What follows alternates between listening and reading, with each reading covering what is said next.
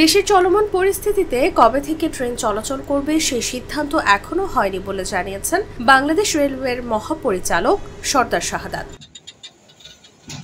তিনি বলেন, ট্রেন চলাচলের সিদ্ধান্ত হলে জানানো হবে। রবিবার সকালে তিনি জাগো নিউজকে এ তথ্য জানান। এর আগে কারফিউ শিথিল থাকা অবস্থায় শুধু স্বল্প দূরত্বের যাত্রীবাহী ট্রেন চলাচলের সিদ্ধান্ত নেওয়া হয়। পরে নিরাপত্তার কথা বিবেচনা করে সিদ্ধান্ত পরিবর্তন করে এসব ট্রেন চলাচলও বন্ধ রাখে কর্তৃপক্ষ।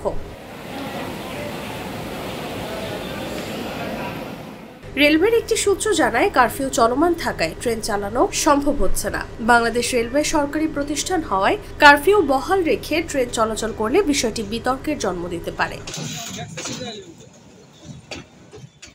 পাশাপাশি রেল ও এর যাত্রীদের নিরাপত্তার বিষয়টি আরও বেশি গুরুত্বপূর্ণ।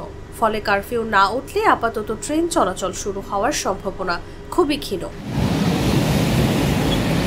কোটা সংস্কার আন্দোলনকে ঘিরে উদ্ভূত পরিস্থিতির কারণে গত 18 জুলাই থেকে যাত্রীবাহী ও মালবাহী ট্রেন চলাচল বন্ধ হয়ে যায়। গত বুধবার থেকে সীমিত পরিসরে মালবাহী ট্রেন চলাচল শুরু হলেও পরদিন থেকে তা বন্ধ করে দেওয়া হয়েছে। শুধু বিজিবি প্রহরায় জ্বালানি তেলবাহী ট্রেন চলাচল করছে।